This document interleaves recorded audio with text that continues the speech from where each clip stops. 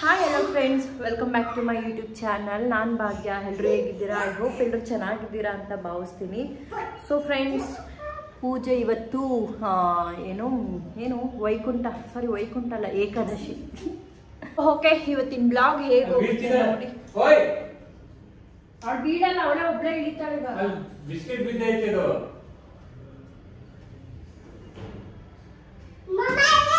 ಒಬ್ಬಳೊಬ್ಬಳೇ ಇಳಿತಿದ್ದಾಳೆ ಅವಳು.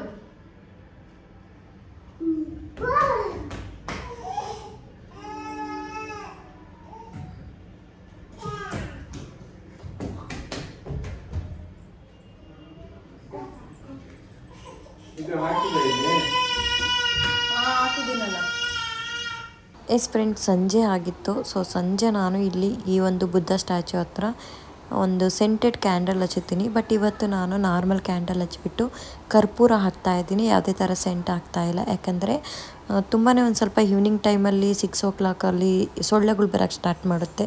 ಸೊ ಆ ಟೈಮಲ್ಲಿ ಕರ್ಪೂರ ಹಚ್ಚಿದ್ರೆ ಒಂಥರ ಕರ್ಪೂರದ ಫ್ಲೇವರ್ಗೆ ಸೊಳ್ಳೆಗಳೆಲ್ಲ ಬರಲ್ಲ ಅಂತ ಹೇಳಿಬಿಟ್ಟು ಇದೊಂದು ಟಿಪ್ಸ್ನ ನಾನು ಇವತ್ತು ನೋಡೋಣ ಅಂತೇಳಿ ಹಚ್ಚಿದ್ದೆ.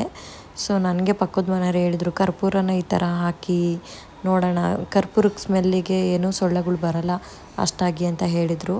ಸೊ ಹಾಗಾಗಿ ನೋಡೋಣ ಅಂತ ಹೇಳಿಬಿಟ್ಟು ಇವತ್ತು ಪೂಜೆ ಎಲ್ಲ ಆದಮೇಲೆ ಪೂಜೆಗೆ ನಾನು ಇವತ್ತು ಅದದ್ದು ಕ್ಯಾಂಡಲ್ ಹಚ್ಬಿಟ್ಟಿದ್ನಲ್ಲ, ಮೇಲೆ ಅದಕ್ಕೇ ಸೆಂಟೆಡ್ ಹಾಕಿಲ್ಲ, ಆಯಿಲ್ನ ಕರ್ಪೂರ ಹಾಕಿದ್ದೀನಿ. ನೋಡೋಣ, ಈ ಟಿಪ್ಸ್ನ ನಾನು ಫಾಲೋ ಮಾಡ್ತೀನಿ. ಏನಾದರೂ ಯೂಸ್ ಅನಿಸಿದ್ರೆ ನಿಮಗೆ ನೆಕ್ಸ್ಟಲ್ಲಿ ಶೇರ್ ಮಾಡ್ತೀನಿ. ಸೊ ನೋಡ್ಬೋದು, ಮನೆ ಅಂತೂ ತುಂಬಾ ಕ್ಲೀನ್ ಮಾಡಿದ್ದೆ ಇವತ್ತು. ಮನೆ ಬೆಳಗ್ಗೆಯಿಂದ ಕ್ಲೀನ್ ಮಾಡಿಕೊಂಡು ಪೂಜೆ ಕೂಡ ಮಾಡಿದೆ. ಅಷ್ಟರಲ್ಲಿ ಹಸ್ಬೆಂಡ್ ಈವ್ನಿಂಗ್ ಬಂದರು. ಇವಾಗ ಅವರಿಗೆ ಟೀ ಮಾಡಿಕೊಡೋ ಟೈಮ್ ಆಯಿತು. ಸೊ ಲಂಚ್ ಬ್ಯಾಗೆಲ್ಲ ಇಲ್ಲೇ ಇಟ್ಟಿದ್ರಲ್ವ, ಅದನ್ನು ತೊಗೊಂಡೋಗಿ ಒಳಗೆ ಇವಾಗ ವಾಶ್ಗೆ ಹಾಕ್ಬಿಡ್ತೀನಿ ಬಾಕ್ಸ್ನ. ಏನಾದರೂ ನಾನು ಇವಾಗ ನೋಡಿದೆ ಹಂಗೆ ಬಿಟ್ಬಿಟ್ಟೆ ಅಂದರೆ ನಾಳೆ ತೊಳಿಬೇಕು ಅಂದರೆ ಆಲ್ರೆಡಿ ಒಂಥರ ಬ್ಯಾಡ್ ಸ್ಮೆಲ್ ಬರುತ್ತೆ. ಸೊ ಹಂಗಾಗಿ ಬಾಕ್ಸ್ನ ಫಸ್ಟು ವಾಶ್ ಮಾಡೋಕ್ಕೆ ಹಾಕ್ತೀನಿ. ಸೊ ಹಾಗೆ ಫ್ರೆಂಡ್ಸ್, ಈ ಬ್ಲಾಗಲ್ಲಿ ನಾನು ನೀವು ಕೇಳಿರೋವಂಥ ಪ್ರಶ್ನೆಗಳು ಅಂದರೆ ಒಂದು ಸ್ವಲ್ಪ ಇಂಟ್ರೆಸ್ಟ್ ಇದೆ ಅನಿಸುತ್ತೆ ಈ ಒಂದು ಟಾಪಿಕ್. ಯಾಕಂದರೆ ನನಗೆ ಒಂದು 2-3 DM ಆಗಿತ್ತು ನನ್ನ ಒಂದು ಡೆಲಿವರಿ ವ್ಲಾಗಲ್ಲಿ. ಅಕ್ಕ, ನಿಮಗೆ ಯಾವ ಡೆಲಿವರಿ ಆಗಿರೋದು 2 ಮಕ್ಕಳು ಅಂತ ನಾನು ಆ ವ್ಲಾಗಲ್ಲಿ ಹೇಳಿದ್ದೀನಿ. ಆದ್ರೂ ನಿಮಗೆ ಕ್ಯೂರಿಯಾಸಿಟಿ ಮತ್ತು ಕೇಳಬೇಕು ಅನ್ನೋ ಕ್ಯೂರಿಯಾಸಿಟಿ ಅನ್ನೋದಕ್ಕಿಂತ ಟಿಪ್ಸ್ ಕೇಳ್ತಾ ಇದ್ದೀರಾ ನೀವು ಆ ಬ್ಲಾಗಲ್ಲಿ ನಾನು ಹೇಳಿರೋದಕ್ಕೆ. ಹೌದು, ನಂಗೆ 2 ಮಕ್ಕಳು ನಾರ್ಮಲ್ಲೇ ಆಗಿರೋದು. ಫಸ್ಟ್ ಡೆಲಿವರಿನೂ ಕೂಡ ನಾರ್ಮಲ್ಲೇ, ಸೆಕೆಂಡ್ ಡೆಲಿವರಿ ಕೂಡ ನಾರ್ಮಲ್ಲೇ. ಸೊ ನಾನು ಏನೆಲ್ಲ ಮಾಡಿದೆ ನಾರ್ಮಲ್ ಡೆಲಿವರಿಗೆ ಅಂತ ಜಸ್ಟ್ ಒಂದು ಸ್ವಲ್ಪನೇ, ತುಂಬ ಇಲ್ಲ ಹೇಳ್ಕೊಳ್ಳೋ ಶೇರ್ ಮಾಡ್ಕೊಳ್ಳೋ ಅಂಥದ್ದು. ನೀವು ಕೇಳೋ ಥರ ಒಂದು ಬ್ಲಾಗ್ ಮಾಡಿ ನಾರ್ಮಲ್ ಡೆಲಿವರಿಗೆ ಅಂತ ಕೇಳಿದ್ರಿ ಒಂದಿಬ್ರು. ಸೊ ಹೇಳ್ತೀನಿ ಕೇಳಿ. ನಾನೇನು ಅಂದರೆ ತುಂಬಾ ಆ್ಯಕ್ಟಿವ್ ಆಗಿದ್ದೆ. ಯಾಕೆ ಅಂದರೆ ನನಗೆ ಸಪೋರ್ಟಿವ್ ಆಗಿ ಮನೆ ಕೆಲಸದಲ್ಲಾಗಿರ್ಬೋದು, ಯಾವುದ್ರಲ್ಲೇ ಆಗಿರ್ಬೋದು, ಒಂದು ತರಕಾರಿ ಥರ ಏನಕ್ಕೂ ಒಂದು ಸಪೋರ್ಟಿವ್ ಆಗಿ ಮನೇಲಿ ಯಾರೂ ಇಲ್ಲ. ಸೊ ಹಂಗಾಗಿ ನಾನೇ ಎಲ್ಲದನ್ನು ಮ್ಯಾನೇಜ್ ಮಾಡಬೇಕು. ಇವನ್ ನಾನು ಟಿಲ್ 8 ಮಂತ್ಸ್ವರೆಗೂ 8 ಮಂತ್ಗೆ ನನಗೆ ನಮ್ಮ ಅತ್ತೆ ಬಂದಿದ್ದರು. 8 ಮಂತ್ ಅಲ್ಲ, 7.5 ಆಯಿತು, 8 ಇನ್ನೇನು ಲಾಸ್ಟ್ ಇನ್ನು 9 ಮಂತ್ ನಡೀತಿದೆ ಅನ್ನೋ ಟೈಮಲ್ಲಿ ಅತ್ತೆ ಬಂದರು ನೋಡ್ಕೊಳ್ಳೋದಕ್ಕೆ. ಸೊ ಅವಾಗ ನಾನು ಸ್ವಲ್ಪ ಫ್ರೀ ಅನಿಸಿದ್ದು. ಅಲ್ಲಿವರೆಗೂ ನಾನು ಮನೆ ಕೆಲಸ ಆಗಿರ್ಬೋದು. ಸೊ ಪಾಪನು ಇವಳು ಭವಿಷ್ಯ ಇನ್ನೂ ಅವಾಗ 2.5-3 years ಅಂದ್ಕೊಳ್ಳಿ.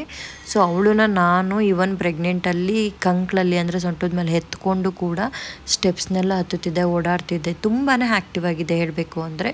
ಸೊ ಎಲ್ಲ ಕೆಲಸ ಮುಗಿಸ್ಕೊಂಡು ಎಲ್ಲ ಮುಗಿದು ಆಮೇಲೆ ಮಧ್ಯಾಹ್ನ ಟೈಮು ಸ್ವಲ್ಪ ನಾನು ರಿಲ್ಯಾಕ್ಸ್ ಮಾಡ್ತಾಯಿದ್ದೆ. ಅದು ಏನಕ್ಕೆ ಕಾರಣ ಅಂದರೆ ಬೇಬಿ ಮೂಮೆಂಟ್ ಒಳಗೆ ಸ್ವಲ್ಪ ಬೇಬಿಗೆ ಸ್ವಲ್ಪ ಪೀಸ್ಫುಲಿ ಮ್ಯೂಸಿಕ್ ಕೇಳ್ತಾ ಮಲ್ಕೊಂಡ್ರೆ, ರೆಸ್ಟ್ ಕೊಟ್ಟರೆ ಅದಕ್ಕೆ ಒಂದು ಸ್ವಲ್ಪ ಏನೋ ಒಂಥರ ಪೀಸ್ಫುಲ್ಲಾಗಿ ಮಗು ಕೂಡ ಇರುತ್ತೆ, ರಿಲ್ಯಾಕ್ಸ್ ಆಗುತ್ತೆ, ಬ್ರೈನ್ ಡೆವಲಪ್ಮೆಂಟಿಗೆ ಸ್ವಲ್ಪ ಹೆಲ್ಪ್ಫುಲ್ ಆಗುತ್ತೆ ಅಂತ ಹೇಳಿ. ಸೊ ಆ್ಯಕ್ಟಿವ್ ಅನ್ನೋದೊಂದು ನನ್ನ ಮೇಯ್ನ್ ಇದ್ದಿದ್ದು, ಆ್ಯಕ್ಟಿವ್ ಇರಬೇಕು. ಸೊ ಆ್ಯಕ್ಟಿವ್ ಆಗಿದ್ದರೆ ಹಾಗೆಯೇ ಮನೆ ಕೆಲಸ, ಈ ಮಾಪಿಂಗ್ ಅಂದರೆ ನೆಲ ಒರೆಸೋದು, ಕಸ ಗುಡಿಸೋದು, ಇದೆಲ್ಲ ಮಾಡಿದ್ರೆ ನಿಜವಾಗ್ಲೂ ನಿಮಗೆ ನಾರ್ಮಲ್ ಡೆಲಿವರಿಗೆ ತುಂಬಾ ಹೆಲ್ಪ್ಫುಲ್ ಆಗುತ್ತೆ. ನಾನು ಇದೇ ಟಿಪ್ಸ್ನೇ ಫಾಲೋ ಮಾಡಿರೋದು. ಇದು ಬಿಟ್ಟರೆ ಬೇರೆ ನಾನು ಯಾವುದೇ ಥರ ನಾನು ಎಕ್ಸಸೈಸ್ ಕೂಡ ಮಾಡಿಲ್ಲ. ಮಾಡೋಣ ಅಂತೇಳಿ 1 week ಸ್ಟಾರ್ಟ್ ಮಾಡಿದೆ, ನನಗೆ ಡಿಸ್ಕಂಫರ್ಟ್ ಅನ್ನಿಸ್ತು. ಸೊ ಹಂಗಾಗಿ ನಾನೇನು ಮಾಡಿದೆ, ಬಿಟ್ಬಿಟ್ಟೆ. ಜಸ್ಟ್ ನಾನು ಮನೆ ಕೆಲಸದಲ್ಲೇ ಇನ್ವಾಲ್ವ್ ಆಗಿ ಆ್ಯಕ್ಟಿವ್ ಆದೆ. ಹಂಗಾಗಿ ನನಗೆ 2 ಕೂಡ ನಾರ್ಮಲ್ ಡೆಲಿವರಿನೇ ಆಯಿತು. ಸೊ ಇಷ್ಟು ನೀವು ಅಷ್ಟೇ ಪ್ರೆಗ್ನೆಂಟ್ ಇದ್ದೀವಿ ಅಂತ ಹೇಳ್ಬಿಟ್ಟು ತುಂಬ ಪ್ಯಾಂಪರಿಂಗ್ ಮಾಡಿಸ್ಕೊಳೋದು, ತುಂಬ ಯಾವಾಗಲೂ ರೆಸ್ಟಲ್ಲಿರೋದು, ಹಂಗೇನಾದರೂ ಇದ್ದೀವಿ ಅಂದರೆ ನಿಜವಾಗ್ಲೂ ಈ BP ಅದು ಇದು ಏನಾದರೂ ಒಂದು ಪ್ರಾಬ್ಲಮ್ ಆಗಿ ಅಗೇನ್ C-ಸೆಕ್ಷನ್ಗೆ ಹೋಗಬೇಕಾಗತ್ತೆ. ಸೊ ಬಿ ಆ್ಯಕ್ಟಿವ್ ಅಂತ ಹೇಳೋಕ್ಕೆ ಇಷ್ಟಪಡ್ತೀನಿ. ಈಗ ಹೇಳ್ತಾ ನಾನು ಇವತ್ತು ತುಪ್ಪ ಮಾಡ್ತಾಯಿದ್ದೀನಿ. ಲಾಸ್ಟ್ ವ್ಲಾಗಲ್ಲೇ ತೋರಿಸಿದ್ದೆ ತುಪ್ಪ ಮಾಡೋದನ್ನು ಡೀಟೇಲಾಗಿ ತೋರಿಸ್ತೀನಿ ಅಂತ. ಬಟ್ ಆ ವ್ಲಾಗಲ್ಲಿ ತೋರ್ಸೋಕ್ಕಾಗಲಿಲ್ಲ, ಅವತ್ತು ಮಾಡೋಕ್ಕಾಗಲಿಲ್ಲ. ಆ್ಯಕ್ಚುಲಿ ಇವತ್ತು ತೋರಿಸ್ತಾ ಇದ್ದೀನಿ ನೋಡಿ. 2 ವೀಡಿಯೋದಲ್ಲಿ 1 kg 1.5 kg ಅಷ್ಟು ತುಪ್ಪ ಇದೆ ನನಗೆ. ತುಪ್ಪ ಅಂತೀನಿ, 1.5 kg ಅಷ್ಟು ಬೆಣ್ಣೆ ಇದೆ. ಆ 1.5 kg ಬೆಣ್ಣೆಗೆ ನಾನು 2 ವೀಡಿಯೋದಲ್ಲೇ 2 ಏಲಕ್ಕಿ, ಹಾಗೆಯೇ ನಾನು ಹುರ್ಕೊಂಡು ಈ ಮೆಂತೆ ಕಾಳನ್ನ ಹುರಿದ್ಬಿಟ್ಟು ಪುಡಿ ಮಾಡಿದ್ದೀನಿ. ಆ ಹುರಿದು ಪುಡಿ ಮಾಡಿರೋ ಮೆಂತೆ ಕಾಳು, ಸ್ವಲ್ಪ ಬೆಳ್ಳುಳ್ಳಿ, ಇಷ್ಟನ್ನು ಕೂಡ ನಾನು ಇದಕ್ಕೆ ಹಾಕ್ಕೊಂಡಿದ್ದೀನಿ. ಯಾವಾಗ ಮುಂಚೆನೇ ನಾನು ಏನು ಬೆಣ್ಣೆ ತುಪ್ಪ ಕಾಸೋಕ್ಕೆ ಅಂತ ಬೆಣ್ಣೆ ಪಾತ್ರೆಯಲ್ಲಿ ಹಾಕಿಡ್ತೀನಲ್ಲ, ಆವಾಗಲೇ ಇಷ್ಟು ಇಂಗ್ರೀಡಿಯೆಂಟ್ಸ್ನ ಹಾಕಬೇಕು. ನೀವೇನಾದರೂ ಮಧ್ಯದಲ್ಲಿ ಲಾಸ್ಟಲ್ಲಿ ಹಾಕಿದ್ರೆ ತುಪ್ಪ ಕಂಟಿಡಿಯುತ್ತೆ ಅಂತಾರಲ್ಲ, ಹಂಗೆ ಕಂಟಿಡಿಯುತ್ತೆ. ಆ ಕಂಟಿಡಿಯೋದು ಅಂದರೆ ಒಂಥರ ಸಿಯೋ ಥರ ಸ್ಮೆಲ್ ಬರೋದು ಅದೆಲ್ಲ ಆಗುತ್ತೆ. ಸೊ ಸ್ಟಾರ್ಟಿಂಗಲ್ಲೇ ಹಾಕ್ಬಿಟ್ರೆ ತುಂಬ ಚೆನ್ನಾಗಿ ಬರುತ್ತೆ ತುಪ್ಪ. ಹಾಗೆ ಇನ್ನೊಂದು ಟಿಪ್ಸ್ ಹೇಳಬೇಕು ತುಪ್ಪದಲ್ಲಿ ಅಂದರೆ, ತುಂಬಾ ಲೋ ಫ್ಲೇಮು, ಎಷ್ಟು ಸಾಧ್ಯನೋ ಅಷ್ಟು ಲೋ ಫ್ಲೇಮಲ್ಲಿ ಅದು ನಿಧಾನವಾಗಿ ಕುದ್ದು ಹಂಗಿಡಬೇಕು. ಇನ್ನೊಂದು ಟಿಪ್ಸ್ ಅಂದರೆ ಪಾತ್ರೆ ಗಟ್ಟಿ ಪಾತ್ರೆನೇ ಇಡಬೇಕು. ತೆಳ್ಳಗಿರೋ ಪಾತ್ರೆ ಇದ್ದು ಕೆಳಗೆ ಸೀದಿ ಅಂಟ್ಕೊಂಡ್ಬಿಡುತ್ತೆ, ಮೇಲೆ ಇನ್ನೂ ತುಪ್ಪ ಬೆಣ್ಣೆ ಹಾಗೆ ಇರುತ್ತೆ, ಕೆಳಗೆ ಅಂಟ್ಕೊಂಡಿರುತ್ತೆ. ಅದೇನು ಮಾಡುತ್ತೆ, ತುಪ್ಪನ ಕೆಟ್ಟೋಗೋಕ್ಕೆ ಸಾಧ್ಯತೆ ಇರುತ್ತೆ. ಸೊ ನಾನು ವೀಡಿಯೋದಲ್ಲೇ ಹಾಕೋ ಕಾರಣ ಇಷ್ಟೇ, ಸ್ವಲ್ಪ ಅದರಿಂದ ಈ ಥ್ರಾಟ್ ಇನ್ಫೆಕ್ಷನ್ ಆ ಥರ ಏನೂ ಬರಲ್ಲ ಅಂತ ಹೇಳಿ. ಸೊ ಹಂಗೇನೆ ತುಪ್ಪ ಎಲ್ಲ ರೆಡಿ ಆಯಿತು. ಅದನ್ನೇನು ಲಾಸ್ಟ್ ಫಿಲ್ಟರ್ ಮಾಡಬೇಕು ಎಲ್ಲ. ಸೊ ಇವಾಗ ಫಿಲ್ಟರ್ ಮಾಡೋದಕ್ಕೆ ಒಂದು ಕಾಟನ್ ವೈಟ್ ಬಟ್ಟೆಯಲ್ಲಿ, ಇಲ್ಲಾಂದರೆ ಈ ಥರ ಸ್ಟೀಲ್ದು ಫಿಲ್ಟರಲ್ಲೇ ಮಾಡಬೇಕು. ಪ್ಲಾಸ್ಟಿಕ್ ಎಲ್ಲ ಯೂಸ್ ಮಾಡಬೇಡಿ, ಸುಟ್ಟೋಗ್ಬಿಡುತ್ತೆ, ಜಿನ್ಗೋಗ್ಬಿಡುತ್ತೆ. ಸೊ ತುಪ್ಪ ಅಂತೂ ತುಂಬ ಚೆನ್ನಾಗಿ ಕೂಡ ಬಂದಿತ್ತು. ಇವಾಗ ನಾನು ತುಪ್ಪ ಮಾಡೋ ಬಿಸಿಲಿ ಅಡುಗೆ ಮಾಡೋದು ಮರ್ತ್ಬಿಟ್ಟಿದ್ದೆ. ಸೊ ಹೊರಗೆ ಹೋಗ್ಬಿಟ್ಟು ಊಟ ಮಾಡ್ಕೊಂಬರೋಣ ಅಂತೇಳಿ ಹೋಟೆಲ್ಗೆ ಹೋಗಿದ್ವಿ. ಇಲ್ಲಿ ಹೊಸದಾಗಿ ನಮ್ಮ ಏರಿಯಾದಲ್ಲಿ ಆಮಂತ್ರಣ ಅಂತ ಒಂದು ರೆಸ್ಟೋರೆಂಟ್ ಓಪನ್ ಆಗಿತ್ತು. ಸೊ ಇಲ್ಲಿ ಹೋಗಿ ಟೇಸ್ಟ್ ಮಾಡ್ಕೊಂಬರೋಣ ಅಂತ ಹೇಳಿ ಪ್ಲ್ಯಾನ್ ಮಾಡಿದ್ವಿ ಮುಂಚೆನೇ ಬೆಳಗ್ಗೆನೆ. ಸೊ ಇವತ್ತು ಬಂದಿದ್ದೀವಿ.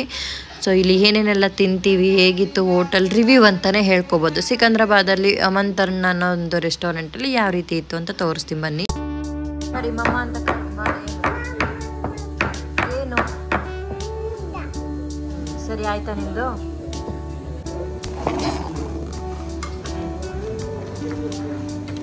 ಅಬ್ಬಮ್ಮ ಆಯ್ರಿ ಕಾಜು ಪನ್ನೀರ್ ಮಟರ್ ಪುಲಾವ್ ಐತೆ. ನಿಮ್ಗೆ ರೋಟಿ ಆ ಥರ ಏನಾದರೂ ಬೇಕಾ? ಪುಲಾವ್, ಪ್ಲೈನ್ ತಂದೂರಿ ರೋಟಿ, ಬಟರ್ ತಂದೂರಿ ರೋಟಿ, ಯಾವುದಿರಲಿ ಬಟರ್ ತಂದೂರಿ ರೋಟಿ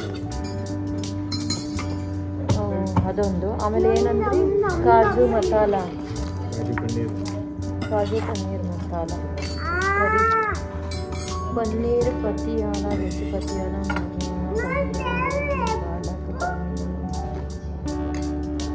ಇಲ್ಲ ಅದು ಮಲೈ ಕೋಫ್ತಾ ಅಂತ ಐತೆ. ಪನ್ನೀರ್ ಪಸಂದ,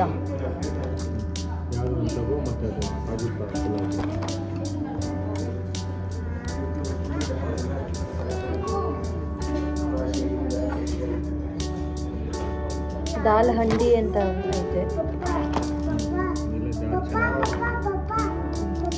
ದಾಲ್ ಹಂಡಿ ಹೇಳ ಅದು ಇದು. ಆಮೇಲೆ ರೋಟಿ ನಾನು ಅದೆಷ್ಟು ಹೇಳಿ? ಒಂದು ಪ್ಲೇಟಾ? 2 ಅದೆರಡು, ಮತ್ತು ಒಂದು ಇದು ದಾಲ್ ಹಂಡಿ, ಆಮೇಲೆ ಕಾಜು ಪನ್ನೀರ್ ಮಟರ್ ಪುಲಾವ್.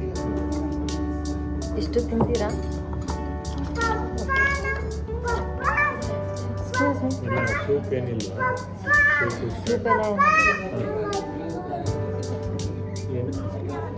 ಗೋಬಿ ಮಂಚೂರಿ ಆ ಥರ ಏನಾದರೂ ಬೇಕಾ? ಅದು ನನಗೆ ಅದು ಅಷ್ಟೊಂದು ನಂಗೆ ಹೊಟ್ಟೆ ತುಂಬಿದ್ರೆ ಸಾಕು, ಸುಮ್ಮನೆ ಅದು ಜಾಸ್ತಿ ಮಾಡೋಕ್ಕೆ ಇಷ್ಟ ಆಯ್ತು.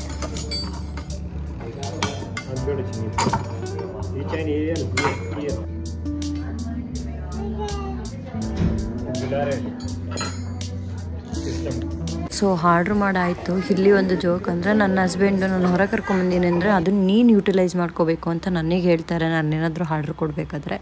ಸೊ ನಾನೇನು ಅಂದೆ, ನಿಮಗೆ ಅರ್ಥ ಆಯಿತು ಅನ್ಕೋತೀನಿ.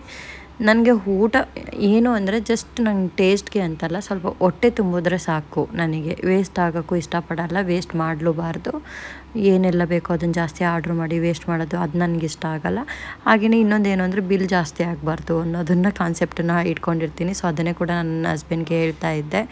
ಸೊ ಅಷ್ಟರಲ್ಲಿ ಹಾಗೆಯೇ ಒಂದು ಸ್ವಲ್ಪ ಇಲ್ಲಿ ಇದನ್ನು ಹಾಲು ವಿಚಾರಿಸೋಣ ಅಂತ ಹೋಗಿದ್ದೆ ನಾನು.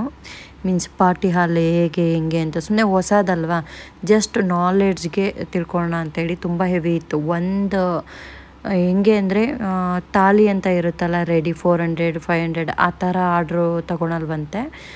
ಎಕ್ಸ್ಟ್ರಾ ಪಾರ್ಟಿಗೆ ಅಂತಲೇ ಒಂದು ಪ್ಲೇಟ್ಗೆ ಅವರು ಫಿಕ್ಸ್ ಮಾಡಿದ್ದಾರೆ. 750 ರುಪಿ ಒಂದು ಪ್ಲೇಟು ಸ್ಟಾರ್ಟಿಂಗ್ ಅಂತೆ. 750 ಬೇಸಿಕ್ಕು, ಅದ್ರ ಮೇಲೆ ಅಂದರೆ 800 900 ಅಲ್ಲಿ ಲೆಕ್ಕ. ನಾವು ಮೆನುನ ಅವ್ರು ಕೊಡ್ತಾರಂತೆ, ಯಾವುದೆಲ್ಲ ಬೇಕು ಅಂತ ನಮ್ಮ ಒಂದು ಸೆಲೆಕ್ಟ್ ಅಂತೆ. ಇಷ್ಟು ಫುಡ್ಡು ಅಂತ ಅದನ್ನು ಬಲ್ಕಾಗಿ ಫುಡ್ ಆರ್ಡ್ರ್ ಮಾಡಿದ್ರೆ ಪಾರ್ಟಿ ಹಾಲು ಆಲ್ರೆಡಿ ಬಲೂನಲ್ಲಿ ಡೆಕೋರೇಟ್ ಮಾಡಿದ್ರಲ್ಲ ಆ ಥರ.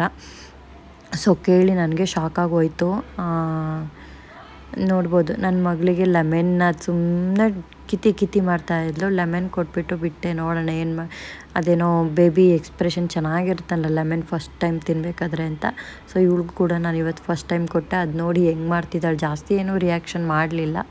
ಸೊ ಇವಾಗ ನನ್ನ ಫುಡ್ ಕೂಡ ಬಂತು. ಫೈನಲಿ ನಾನು ಪನ್ನೀರ್ ಕಾಜು ಮಸಾಲ ಕರಿ ಅಂತ ಅದನ್ನು ಹೇಳಿದ್ದೆ. ಸೊ ಅದು ಬಂತು. ಅದರ ಜೊತೆಗೆ ನಾನು ಸ್ಟಾರ್ಟಿಂಗಲ್ಲಿ ಫಸ್ಟು ಬಟರ್ ನಾನ್ ಒಂದೆರಡು ತೊಗೊಂಡೆ. ಆಮೇಲೆ again plane paratha means Rumale ಅನ್ನೋದನ್ನು ತೊಗೊಂಡು ಸ್ವಲ್ಪ ರೈಸಲ್ಲಿ ಇದು ಏನು ಅದು ಕೂಡ ಕಾಜುನೇ ತೊಗೊಂಡಿದ್ದೆ. ಕಾಜು ಮಸಾಲ ಪುಲಾವ್ ಅನ್ನೋದು ತುಂಬ ಹೆವಿ ಅನ್ನಿಸ್ತು. ತುಂಬಾ ಕ್ಲೀನ್ ಆ್ಯಂಡ್ ಕ್ಲಿಯರ್, ಅಚ್ಚುಕಟ್ಟಾಗಿ, ಟೇಸ್ಟ್ ಅಂದರೆ ಮೈಲ್ಡ್ ಟೇಸ್ಟು.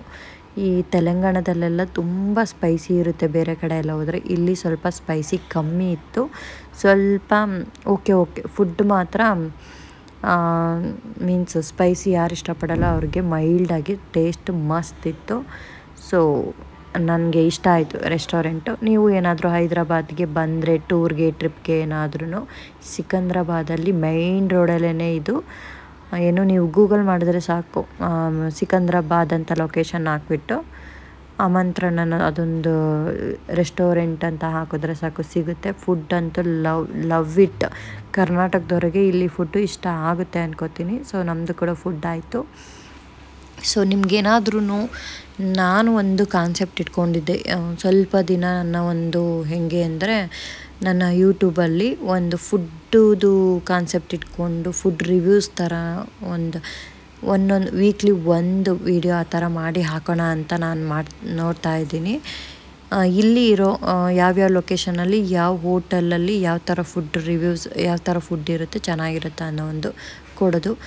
ನಿಮಗೇನಾದರೂ ಓಕೆ ಮಾಡಿ ಅಂತ ಕಮೆಂಟ್ ಬಂದರೆ ನಾನು ಕಂಟಿನ್ಯೂ ಮಾಡ್ತೀನಿ. ಸೊ ಆಯಿತು, ಫೈನಲಿ ಎಲ್ಲ ಮುಗಿಸ್ಕೊಂಡು ಮಕ್ಕಳಿಬ್ರು ಸ್ವಲ್ಪ ಆಟ ಆಡ್ತಿದ್ರು.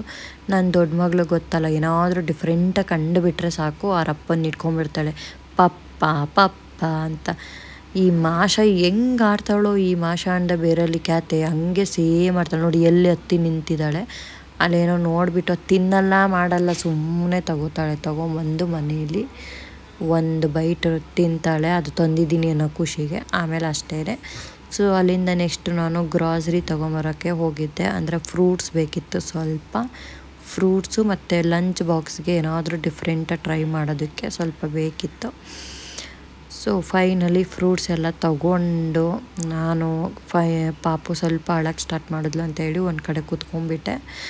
ಸೊ ಹೊಟ್ಟೆ ಕೂಡ ಲೋಡ್ ಆಗಿತ್ತು. ಸೊ ಇವ್ರು ಬಿಲ್ಲಿಂಗ್ಸ್ ಎಲ್ಲ ಮುಗಿಸ್ಕೊಳ್ತಾ ಇದ್ದಾರೆ. ಅಪ್ಪ ಮಗಳು ಬಿಲ್ಲಿಂಗ್ ಮಾಡಿಕೊಂಡು ಬರ್ತಾರೆ ಇವಾಗ. ಸೊ ಫ್ರೆಂಡ್ಸ್, ಇವತ್ತಿನ ವ್ಲಾಗ್ ಇದಾಗಿತ್ತು. ನಿಮಗೆಲ್ಲ ಹೇಗೆ ಅನ್ನಿಸ್ತಿದೆ ನನ್ನ ವ್ಲಾಗು? ಇಷ್ಟ ಆಯಿತಾ? ವ್ಲಾಗ್ ಇಷ್ಟ ಆಗಿದರೆ ಗೊತ್ತಲ್ಲ ಏನು ಮಾಡಬೇಕು, ಲೈಕ್ ಮಾಡಿ, ಶೇರ್ ಮಾಡಿ. ನೆಕ್ಸ್ಟ್ ನಿಮಗೆ ಯಾವ ಥರ ಅಂದರೆ ಏನಾದರೂ DM ಮಾಡಿ, DM ಅಂತೀನಿ, ಕ್ವಶನ್ಸ್ ಕಮೆಂಟ್ ಮಾಡಿ, ಅದಕ್ಕೆ ನಾನು ಆನ್ಸರ್ ಮಾಡ್ತಾ ಹೋಗ್ತೀನಿ. ನೆಕ್ಸ್ಟ್ ವ್ಲಾಗಲ್ಲಿ ಸಿಗ್ತೀನಿ. ಅಂಟಿದ್ದಾರೆ, ಬಾಯ್.